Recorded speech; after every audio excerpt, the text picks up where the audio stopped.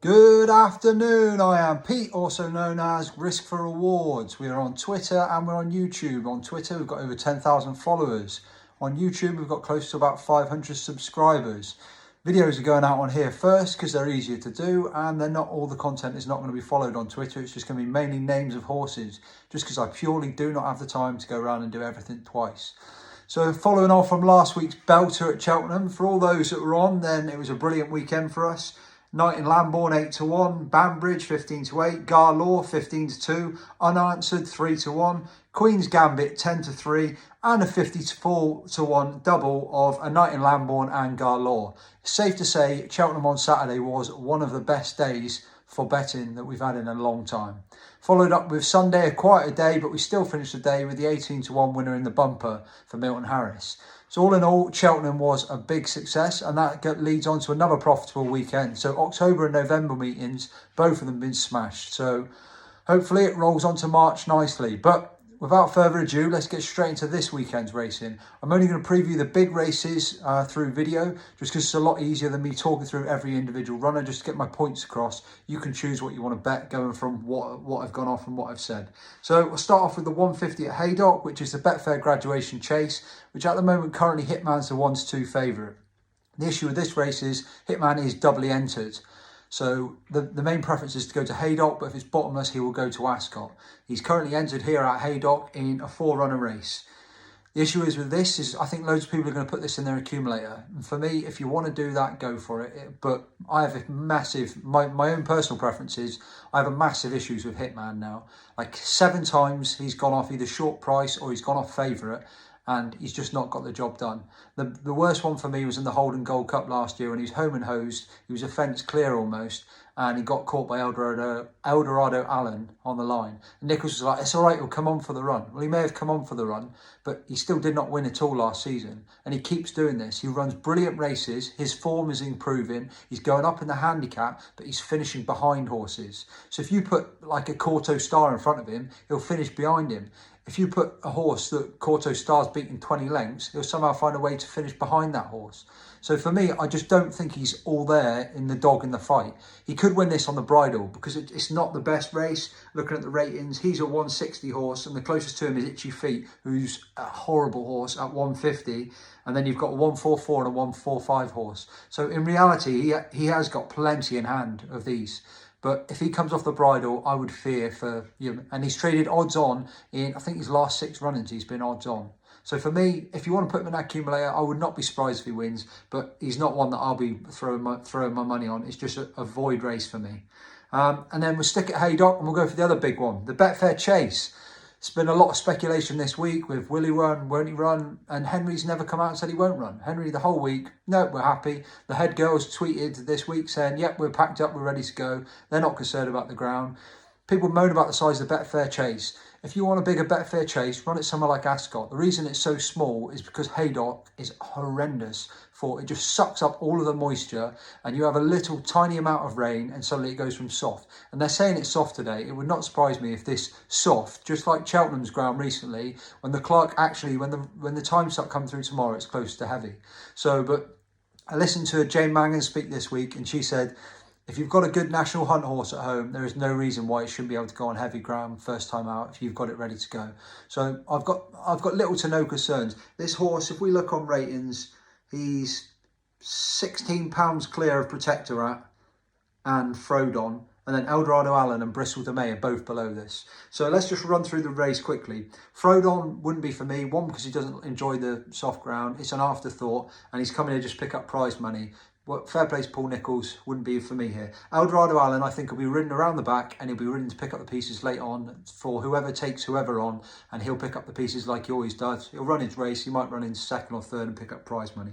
Bristol de May, the fans' favourite, he always runs his race. Well, that's not true, because last year I backed Bristol de May to beat A Plus Tard in this because of that exact sort of thing.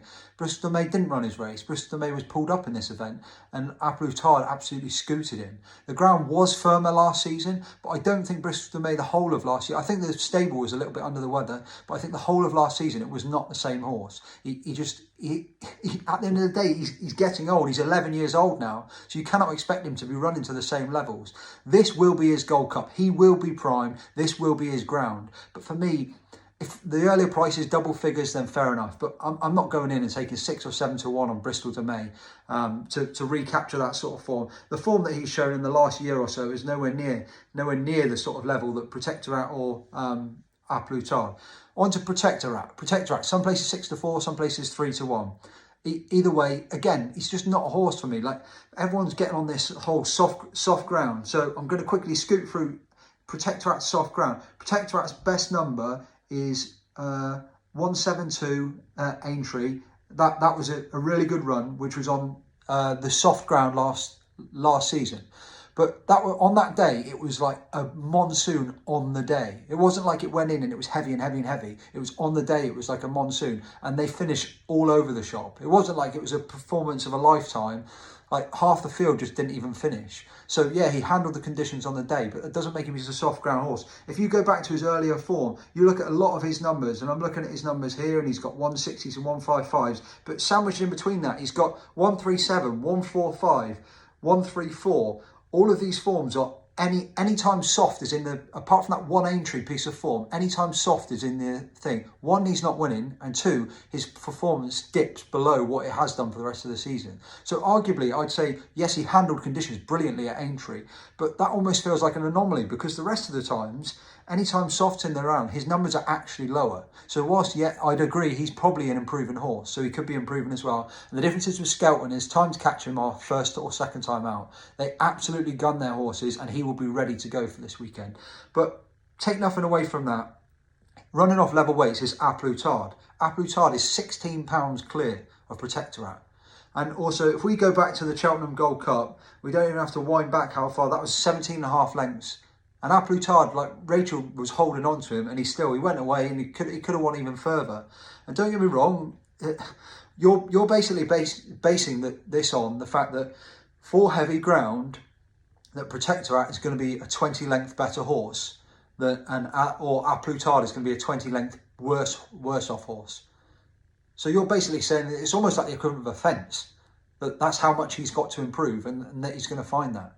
For me, I think the fitness won't be a worry. First time out won't be a running, because the best Gold Cup horses now, their campaign is a big run at the start, big run at Christmas, teed up for Gold Cup, 3 runs in a year. And that's what I think will happen here. I think Henry went hard in here last year, Betfair Chase, when he bolted up. He eased off a bit when he got beat at Galvin at Christmas. Then he went hard again for the Gold Cup, and he romped it. And I think that'll be the exact same plan here. If you go hard in here, if he's had too hard a run, he can ease off, and then he doesn't even have to have another run before the Gold Cup. So I think he'll be good to go. My only concern is, it's not that he won't handle the ground, it's Haydock heavy. Haydock heavy is grim. So he's got to handle that. But we're not talking about chasing a 2 to 5 shot anymore. He's edging towards 4 to 6. 4 to 6 for me is fair. I'd rather easily be on A Plus Tard. It would be A Plus Tard or no bet race for me, quite comprehensively. Over to the 205, the Chanel Farmer 1965. We've got L'Homme Presse returning. Now this race, unfortunately, is going to turn into a cakewalk, because if Hitman doesn't run, L'Homme Presse is probably going to be a 1 to 3, 1 to 4 shot. Do Your Job still entered, and he's ran today, and so he's not going to run again tomorrow. Cool Cody loves Cheltenham. Never seen him running outside of Cheltenham for, I think, his last 10 runs. And St Calvados, apparently he's a good, Nichols likes him when he's fresh, but he's under David Maxwell. I think if this turns into a 3-runner race, Cool Cody will set a nice pace, and L'Homme Presse will just win going away. I mean, but the problem is he's going to be 1 to 4, 1 to 5. Do you really want to put that in your thing? He's not really going to be a bet you want to add to your Gold Cup, because it develops as it goes on, and it's always competitive, so there's not really a rush. And he's already 10 to 1 for the Gold Cup. On to the 240s, the Coral Hurdle, Constitution Hill time. Let's just hope we see exactly what we saw last season. I don't expect him to do what he did in the Supreme. I wouldn't be going in and diving in on the lengths markets and stuff like that. This is his sighter. This is his welcome back. This is his, it's going to be heavy ground. Well, it's probably going to be good to soft at Ascot, actually. 2 mile 4, so it's a nice little intro, not overly quick. The perfect storm for him is he's even getting weight off Goshen, and that's saying something. So he gets £3 from Goshen, but you're going to have Goshen and Four Pleasure are going to go off like the absolute clappers. So those two will go off, and this race should set up so nicely for a nice little pipe opener to come back in. Should have 0 excuses. Those two go off like absolute lunatics, like the Supreme all over again. They hack round, and Constitution Hill should just win going away. I mean, he could stay on the bridle, he might not push him out, or he might push him out because he wants the exercise. I've got no idea, but this is his first step to open company. You'd fully expect him to take this in his stride and go away, winning going away.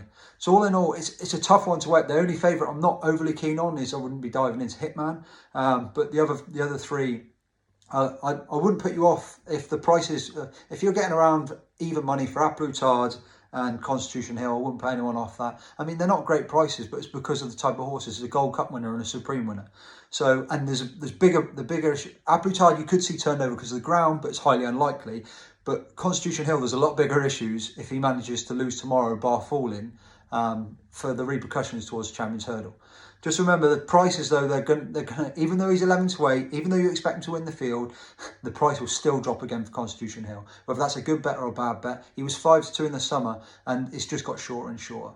So all in all the rest of my selections, so my actual, probably the majority of my bets will be on Twitter, either later on this evening or tomorrow. But I just wanted to talk all of these through because it would take me ages to write, and they're all horses everyone knows, so they don't need a lot of in-depth. So the bottom line is, come on, the good things. Let's see all the, and when I say good things, I mean the Cheltenham horses, not good things as in they're all certainties. But it's good to see the season going.